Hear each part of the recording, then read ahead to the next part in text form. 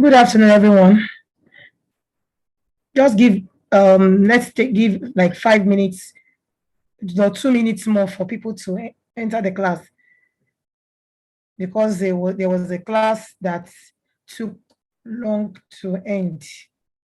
So we have just about 340 participants. So I'll give room for like 2 more minutes for more students to enter, then we start.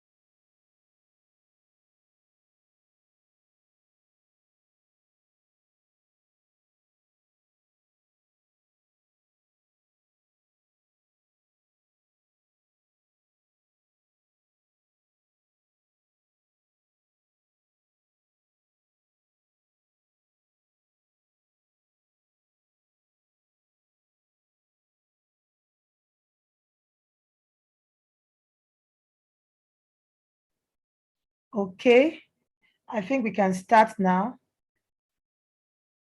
And I would just like to say that you don't really need to write your names. As long as you log in, the system automatically registers you. And it also registers you when you log out. So you really don't need to.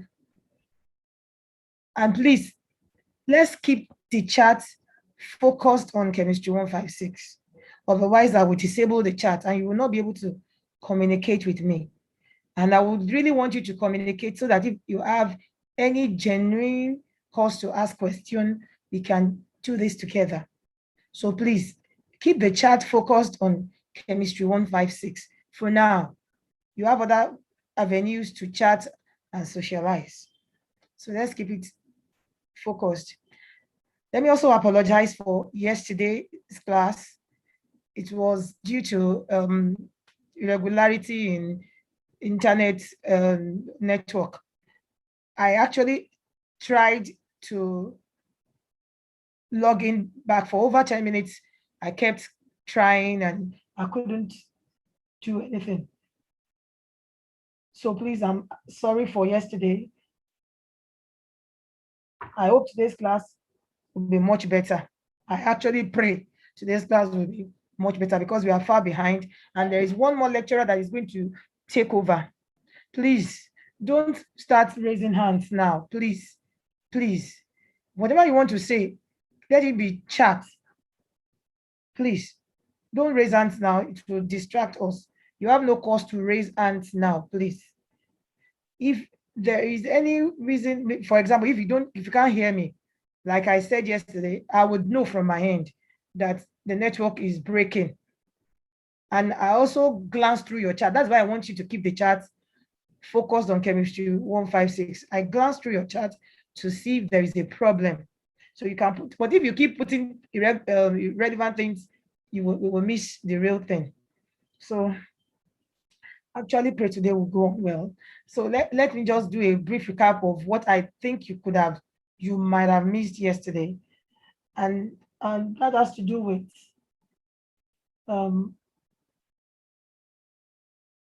we're talking about isotopes. You will see that this thing has come back. Please move this window. Please bear with me also for that. It's beyond me. The system also started malfunctioning again. Now we're talking about isotopes. Basically, the definition I gave and that you are familiar with is that they are atoms of the same elements that have the same number of protons. And so if they have the same number of protons, they will have the same number of electrons, because electrons and protons are always same in a neutral atom or molecule. Then we have different number of neutrons. So because the number of neutrons differ, the atomic mass will differ, because atomic mass has to do with the addition of the number of protons and neutrons. And I also mentioned yesterday that since they have the same number of electrons, that means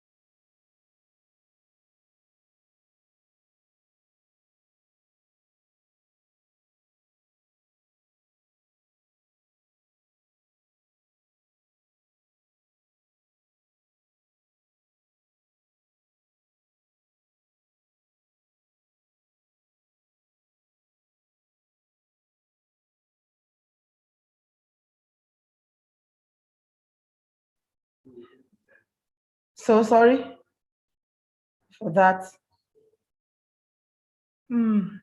Just like I said, you should keep your chat focused on chemistry 156. And I hope you know that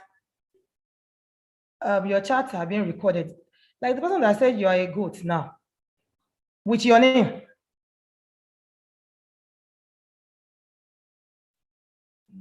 I think next class I come, I'm going to just show you your chats with your names and your matric numbers, everything you said or you typed. So I think you should be careful and just don't take laws into your hands. It's an advice. So let's go on.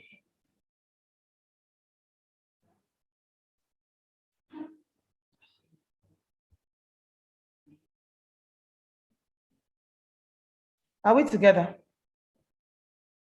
I need you to type so that I can know whether you are still hearing me. That's somebody. Okay, thank you. Israel, thank you. Emmanuel, thank you. Okay, I can see some people are still hearing me. That's good. So I was saying,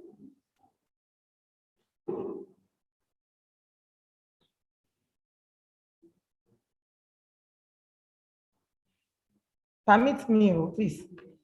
It has to do a lot with the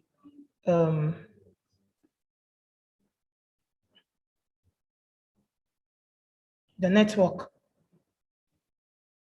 Okay, so all this we did yesterday, I'm just trying to skip it so that we can cover a lot of grounds today. So today we go to the method of determining the types of isotopes we have. in a particular sample of an element.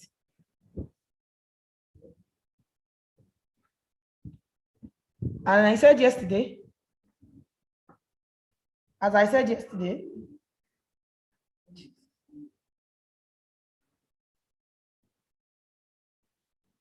we use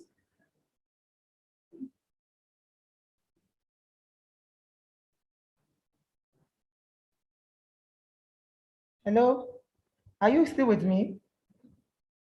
Okay, thank you. So I said the mass spectrometer is what is an instrument that we use to determine the amount of isotope, how much of each of the isotopes that we have in a sample of an element. For example, oxygen has 3 different isotopes: oxygen 16, oxygen 17, oxygen 18. In any sample of oxygen, you will find all these present, but what you find is that one will be predominant or more than the other. So it's always, and that will have an impact on the relative atomic mass of that particular atom. It will have an impact on the relative atomic mass of the atom. Somebody said it's not with me. How many? I don't know why you're not. Is it like you're not hearing well? But I can see that you can't hear well. Oh, that would be network. But I would just try and do what I can do from here. From here, the network is going, and I can see. Ajiboye Oluwa Sheyi, don't worry. Just forget about that issue. So,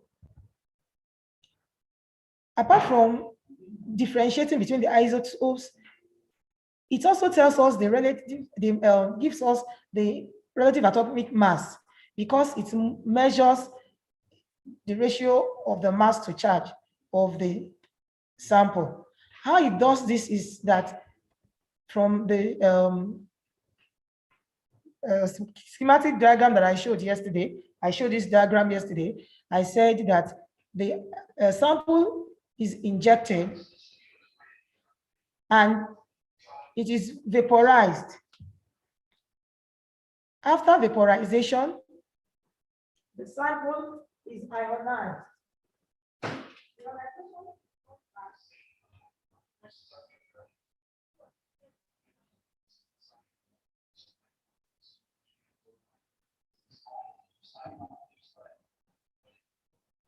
Hello? Okay. I noticed that the network just went a little moment ago, so I will repeat what I just said. I said from the entrance of the sample into the mass spectrometer, it enters into the vaporization chamber, where the material to be analyzed is heated until it vaporizes.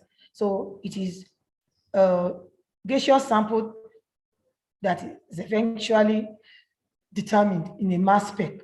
Whatever sample you have, it will be vaporized. So there's a vaporization chamber here, and there's an ionization chamber somewhere there, where the vaporized sample is bombarded with electrons from an heated filament. The electrons are knocked off. Electrons are knocked off from any neutral atom or molecule, such that positive ions are formed. This is what I was explaining before we lost contact or network yesterday. In a normal neutral atom or molecule, you have equal number of protons and equal equal number of protons and electrons. So when 1 or 2 or 3 electrons, when 1, 2 or 3 electrons are knocked off from a neutral atom, it becomes positively charged. It's either it has a residual positive charge, 1 or 2 or 3. So it can be +1, +2, +3. I hope you understand what that means. So that means it has one positive charges more than the electrons, the number of electrons. Okay, sorry, one more protons more, or two more protons more, or three more protons more. So that's why you have +1, +2, +3. So, but the most important is that positive ions are formed in the ionization chamber. It goes to the electric field, which accelerates, is an accelerating electric field. Accelerating electric field, that's what you have here, that accelerates the electron, that makes it move fast into a magnetic field.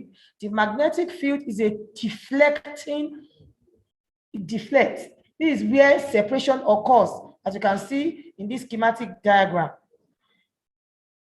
Separation occurs there, and the lightest ions get deflected most. And you see, in the note that follows, you will find there that I have written that the lighter the positive ion, the greater is its deflection, and the smaller the radius of the circular. Don't forget that we said a charged molecule always moves, is deflected in a circular path under a magnetic field.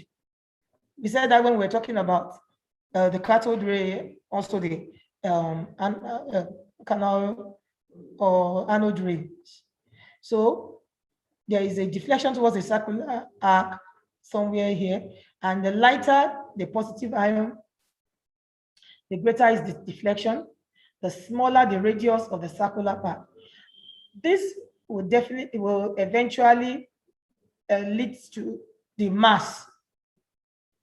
Then we need to also know the deflection also depends on the charge, on the positive ion. The higher the charge, is it +1, +2, +3? The number of electrons that will be knocked off here will be determined by how many electrons are in the outermost shell of that particular atom or molecule. How many electrons are in the outer shell? So from there, it goes to the ion detector, which converts all the information to mass to charge ratio of into an electric current. It converts the mass to charge ratio into an electric current, and the magnitude of the current is proportional to the amount of ions that are present. This is recorded on the mass spectrum.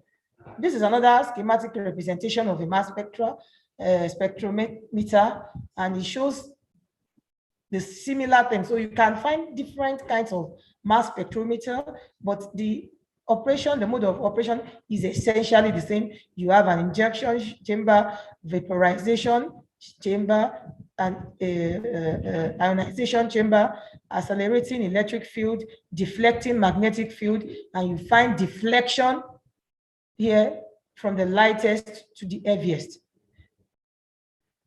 I'm not going to go through the notes because the notes eventually says it, and I've already uploaded the note on the LMS page. So what you have on your recorder will look like this.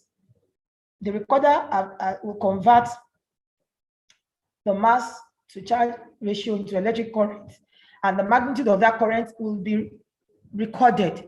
So now, for a particular atom or molecule, you have like something like this. What you have on your x-axis is the mass to charge ratio, which can be equated to the mass.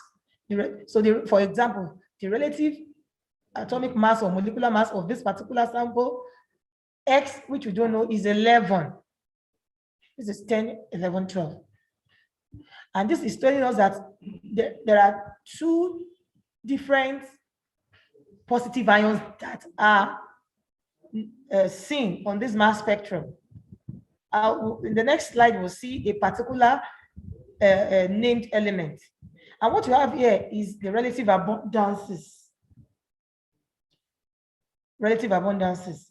Isaac, you would see in the notes what the recorder would convert it to, in case you miss, so that I don't keep going back off and on, please. I can see what you wrote. But I said that the recorder does not convert. The recorder is the final thing that it is the detector that converts the mass to charge ratio into electric current. The ions are accelerated in the electric field, not in the magnetic field. They are accelerated in the electric field and deflected in the magnetic field. So let's look at a typical mass spectra of chlorine. Now, chlorine always exists naturally as a molecule. You can't find chlorine existing as an atom, Cl. Chlorine always will exist as a molecule. Well, when you do inorganic chemistry, that's chemistry 126 now, you would go deeper into that. Now, because chlorine exists as a molecule, so we will always find Cl2 most of the time. It will be almost rare to find chlorine as an atom, but it's not as if it is not going to exist, so you have it.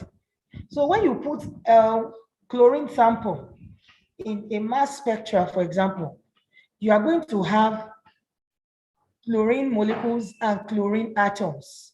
It will fragment.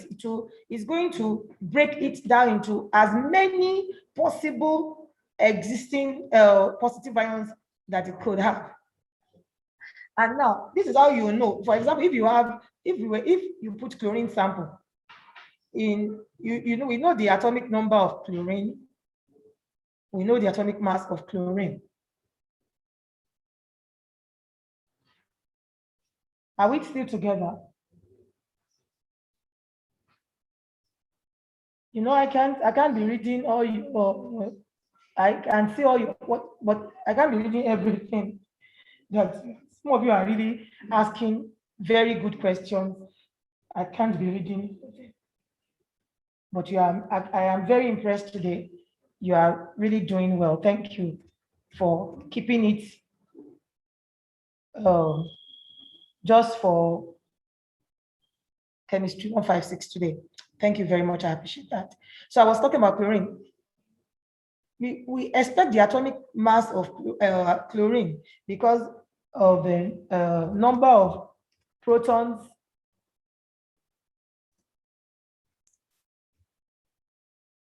that is asked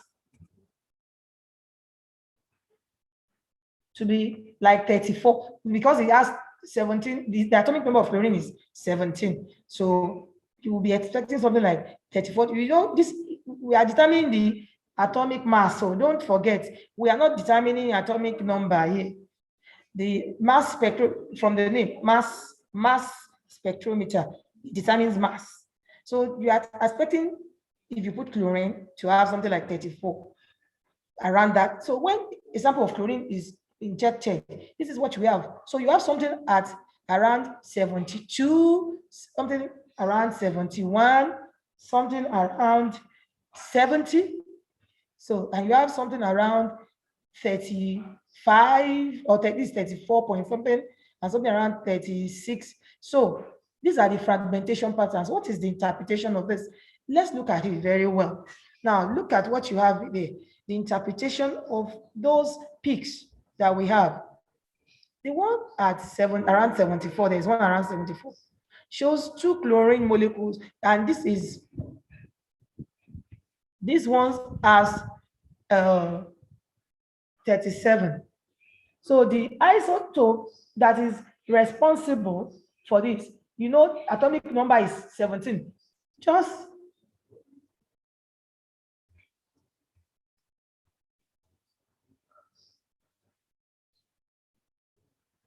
So we have chlorine 37 here. So you can know the number of neutrons that are present in this particular chlorine 37. That is why you can have it as 74. Two of it, that is Cl2. So there is a Cl2, and you can see this plus. Another thing I should tell you at this stage is that the last peak, if you are coming from your right hand side, it will be the first. But if you are coming from this your left hand side, it should be the last peak. The last peak on the mass spectra is the molecular ion peak. That gives you the atomic mass of that particular molecule, the summation of the atomic mass of that molecule. So that means that for Cl2, we have 237. Now we have another one at 72. You know, it is you that will, this is what you would have.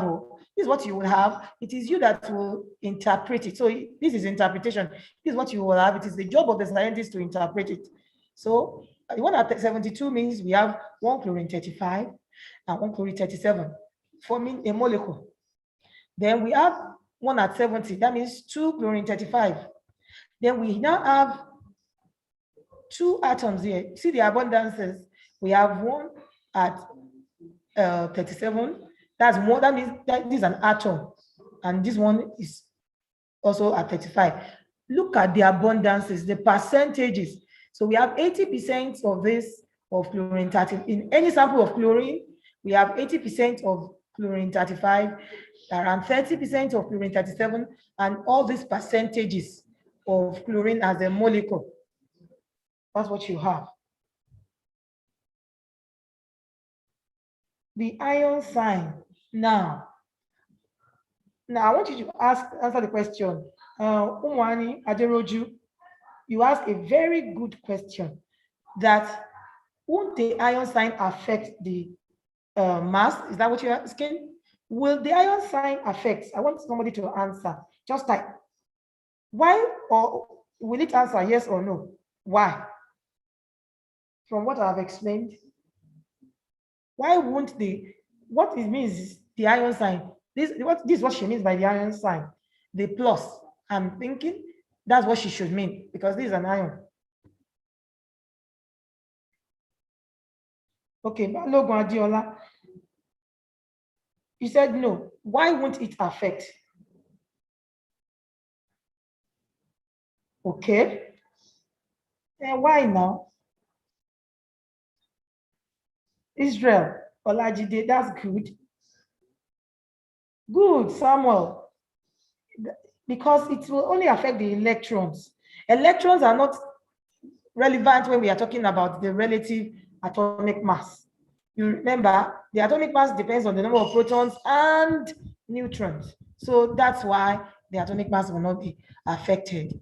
So the interpretation of the mass spectra of chlorine is shown. Thank you very much. Good. Thank you for following. This is what you're supposed to be doing. Okay, this is a mass spectra of pentane. You will see it in your note, but you can just play along with it and try to. So what this is telling us, this is a molecular ion peak. That's the relative atomic mass of all this plus that as an ion.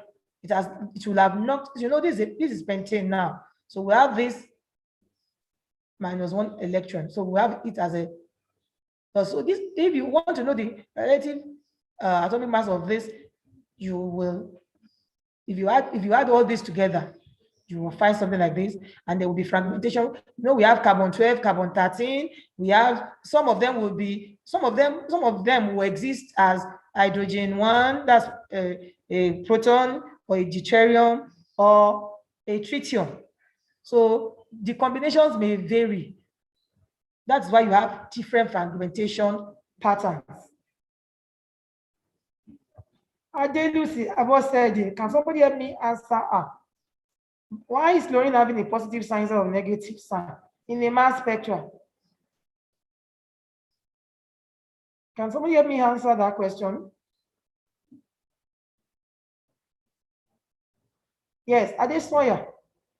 Alamileko. That is why the mass number of chlorine is not a one figure. That's why the mass number of chlorine is not a round number. That's why we have 35.5 or 34.5, as the case may be. The reason why most isotopes don't, that's the reason why most isotopes don't have just one figure, like one integer as their relative atomic mass is the existence of proton. Somebody has answered that question. Ali may have called. I'm sorry, I'm not pronouncing your name very well. I have told you that the reason why chlorine, okay, people are answering, that's good, that's good. So just look at the chart. Once an electron goes off, the ion becomes a positively charged ion. Let's go forward. And interestingly, I just put this for fun of it. You can see the fragmentation pattern of that element or compound, sorry. So for example, chlorine has two isotopes. We have determined that. So if in a sample of chlorine, we have 75% of chlorine 35, and the remaining is chlorine 37. If you are to determine the relative atomic mass, you will use this formula.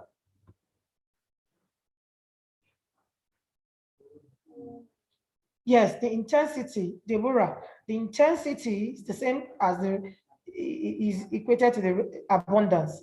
That height, the one on the y-axis, while the one on the x-axis talks about the mass charge, which is equated or equivalent to mass, the y-axis is which shows the intensity of the peak is related or equivalent to the abundance. So can you see the can we all see the formula for calculating the relative atomic mass? So you will take the mass of each isotope, its relative abundance, that's the intensity, over the relative abundances of all the isotopes that are present. Let's take this question.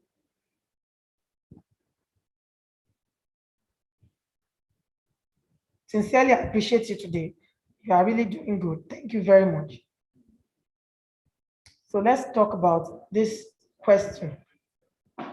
A sample of neon is found to consist of neon 20, neon 21, neon 22 in the following percentages. Now, the question can come anyhow. This question is coming in words. The question can come as just a spectrum.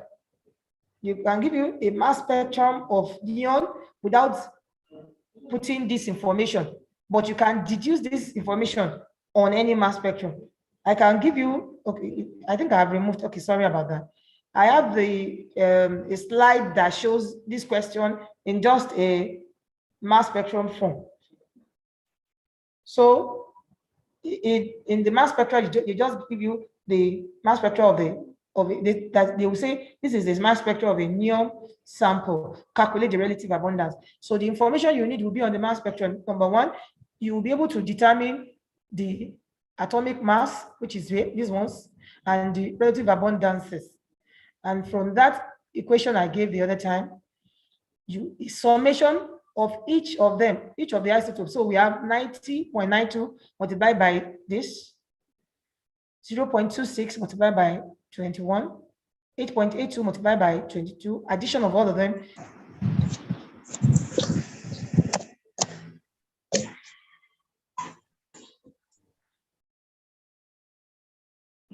Hello, are we still together?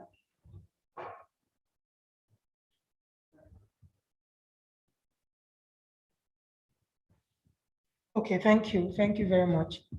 Okay, so somebody was asking one question now. What is the formula? Okay, when you get it's already there. I showed it. Let me show it again in the last slide. Sorry about that. Sometimes when okay, this is it. I said the summation, that's what this means. Mass of each isotope multiplied by its relative abundance over the summation of the relative abundances of all the isotopes. So that's what you have there. And then you have. Now, another question.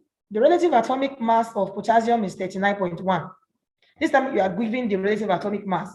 You have to calculate the relative abundances of the two isotopes.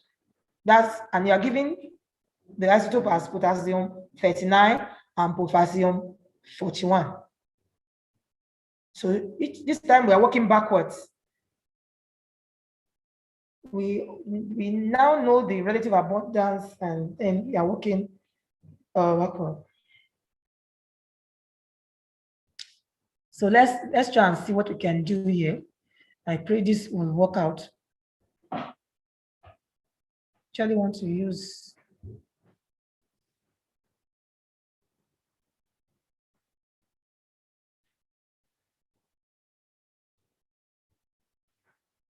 okay. Let's see. So that's our formula.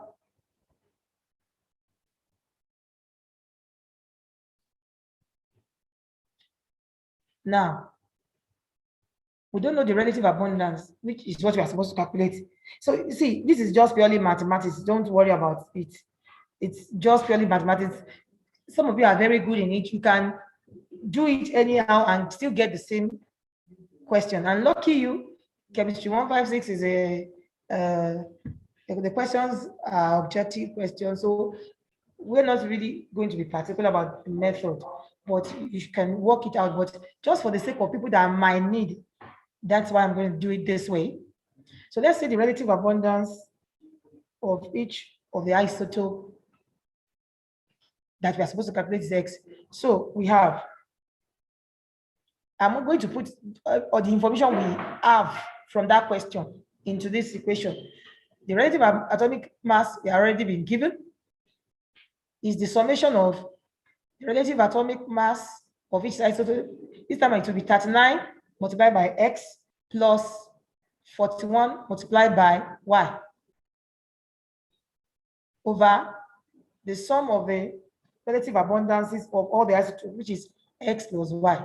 Now, every other thing is maths. Just manipulate towards it and then get something like so. All these ones, don't bother your head about it. It's not, it's just maths. It's just maths.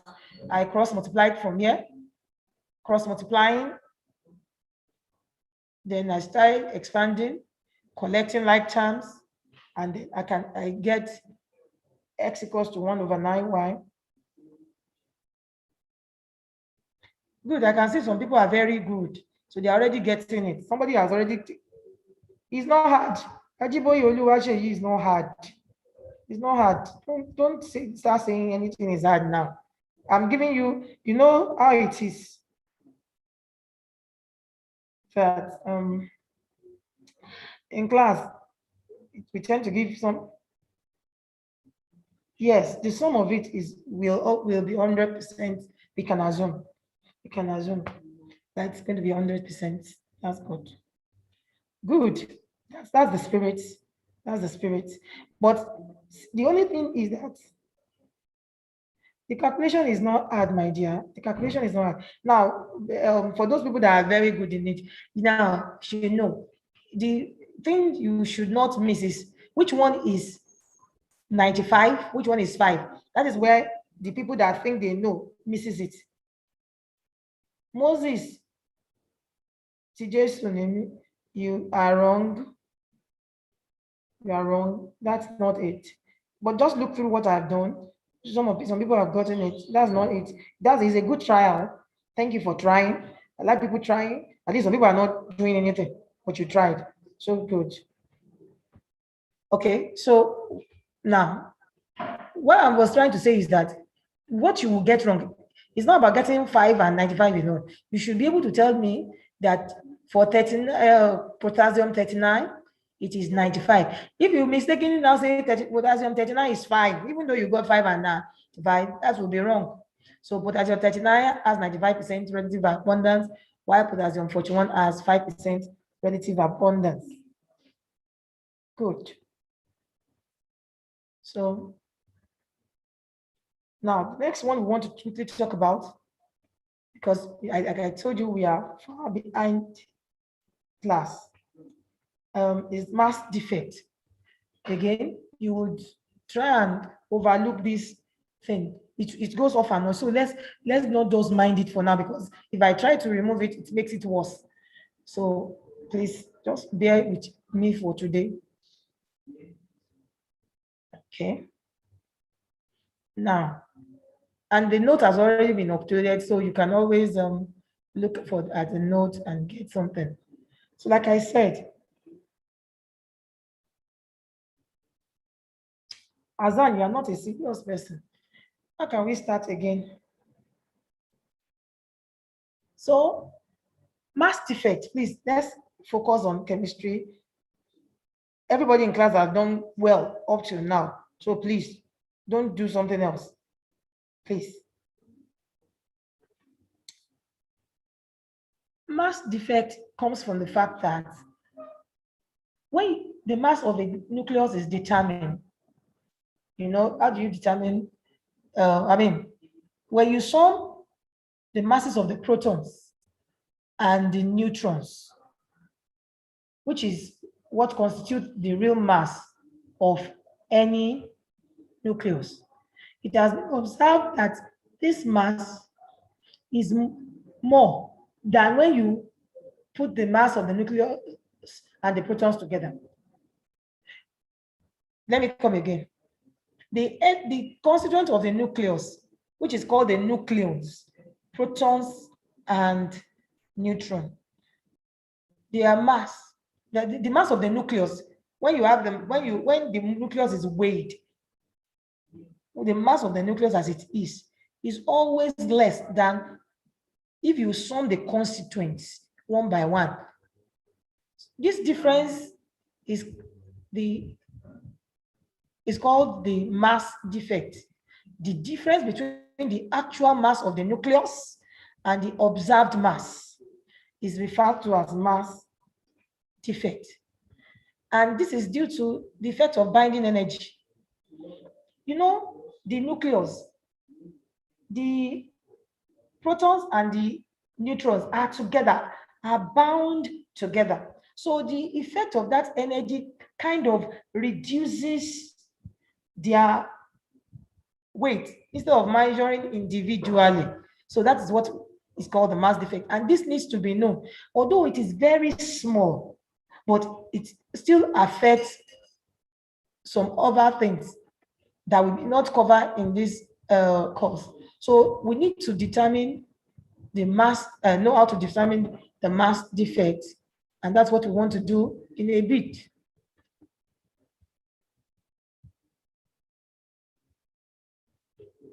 Okay, so what I'm showing here is the effect of the binding energy. So this is the nucleus.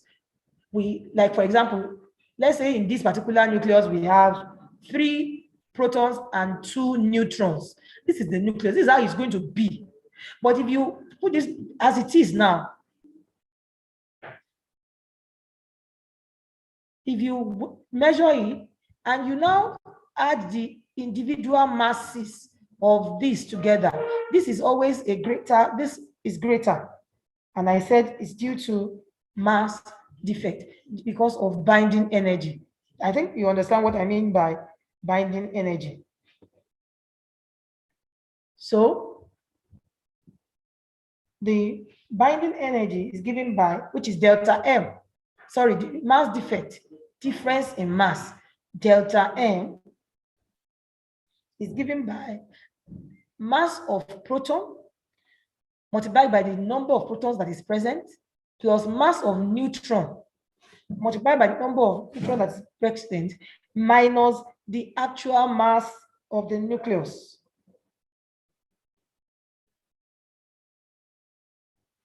Please, let's be together. If you look through your notes again, you can start asking. Some of you have not left isotopes that we have just talked about. Please come to this side.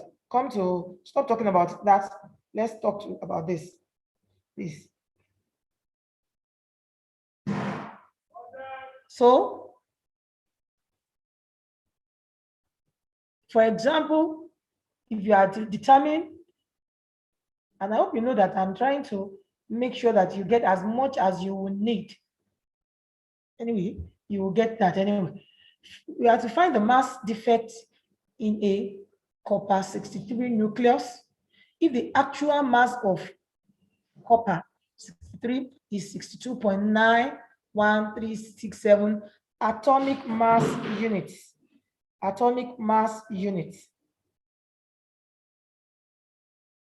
AMU is atomic mass units. So how do you go about that? Number one, the atomic number of copper is already given in this.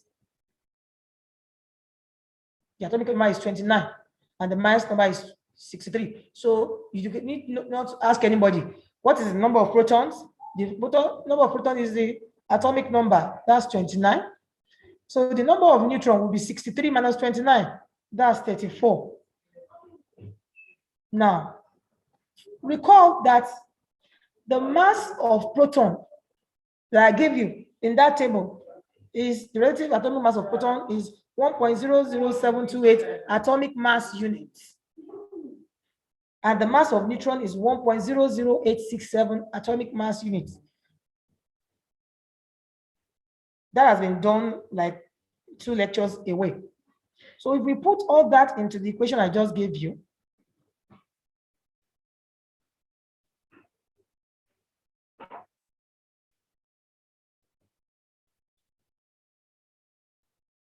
you will get this.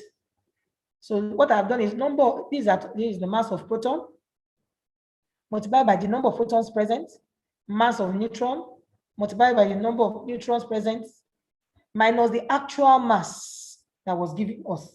The actual mass given us was 62.91367. And then you end up with that. Sorry about these things are blocking your view. I can see that.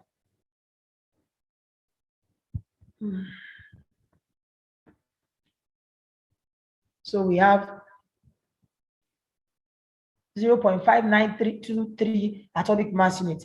Now, if you are smart enough, you will know that if you had one time or the other have rounded off any figure here, any of this figure, if you have rounded up 1.00728 or 1.00867, you would end up not getting anything tangible. Or you can end up with a negative value. So that is why you should not round up when you are calculating the mass defect or the nuclear binding energy, which is the next thing we want to do, the nuclear binding energy. You will not cram those masses, but it is not too much to cram. Cram it, but you won't have to cram it anyway. You can, I just said it. Now you can 1.00728 proton, 1.00867. Just like 6.023 times 10 to the power 23 as Avogadro's number, and the gas constant. You can know this, but I'm sure you will not have to. But if you have to cram it, it's not too much to cram. You are smart, very smart. So the next one is nuclear binding energy. Let's do this before we leave class today. The nuclear binding energy is the energy that is required to break the nucleus down into its components. The energy that is required to break the nucleus down into its components.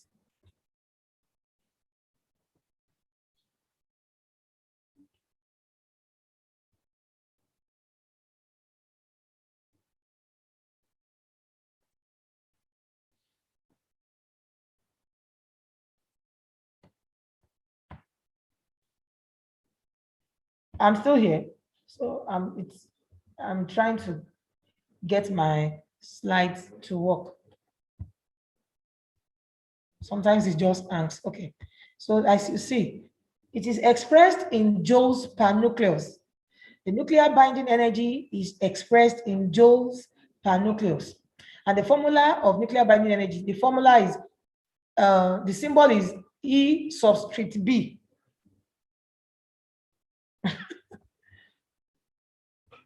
E subscript B. which is given as delta M. Don't forget what delta M is. Delta M is mass defect, we just done, multiplied by C squared. And delta M is the mass defect in kilogram. So you have to convert your atomic mass unit to kilogram.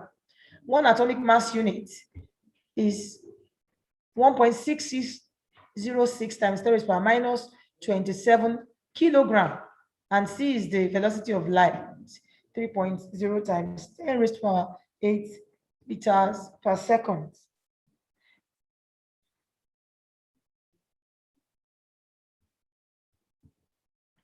Are you still here with me? I think I should go on.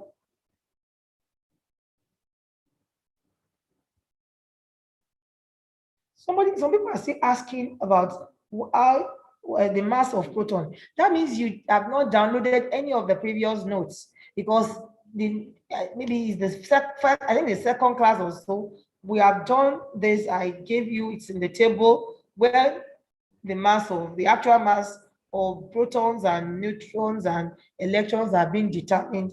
So I'm wondering why people are still asking where we got the mass of proton or whatever it is from. Okay, so please, let's go on, please. Now, I want everybody to take this formula in. So in case, let's assume we want to calculate the nuclear binding energy. Nuclear from the word nucleus. Nuclear binding energy of that copper 63 that we add. We have already calculated that, so that means we'll have to calculate the binding, the mass defect first. So the nuclear binding energy will now be equal to, remember what it is, delta M in kilogram. So we have to convert this to kilogram, and one atomic mass unit is 1.6606 times 10 raised to the power minus 27 kilogram, multiplied by C squared. That's the velocity of light squared. So if we put that together, we get this and end up with something that is in kilogram meter squared per second squared. All this is, we have converted this to kilogram here, and this is squared. So if it is meter squared, that is, if it's meters per second, so we have meter squared per second squared. And this is equivalent to joule. And that is what we have here as your final answer. So I have an exercise for you.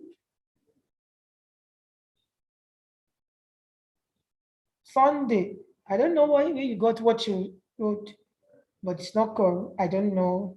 Something must be wrong somewhere, but this is the answer. You have to convert, I'm guessing, I may not be right. I'm guessing, is it that you didn't remember to square your velocity of light, or you didn't remember to convert your mass defect to kilogram? So that's why where we may have, you don't understand the conversion. It's important. Just look at it again. There's no big deal. One atomic mass unit is equal to this. So if you have this atomic mass unit, just multiply it. So can we do this? You will find this on your inside your note. Look at it and make sure you attempt it.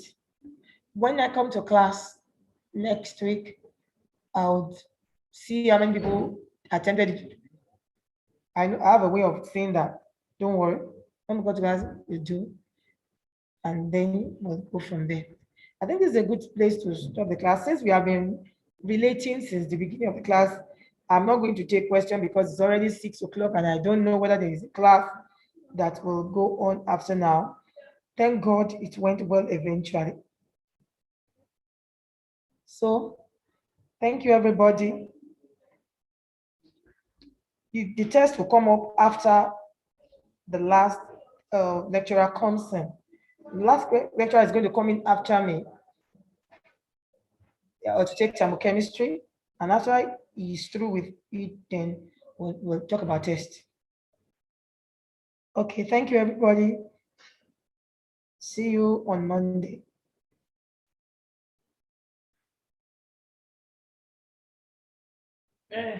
What are you finding?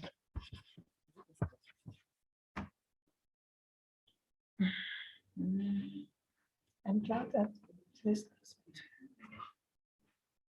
Yes, so you multiply these blanks.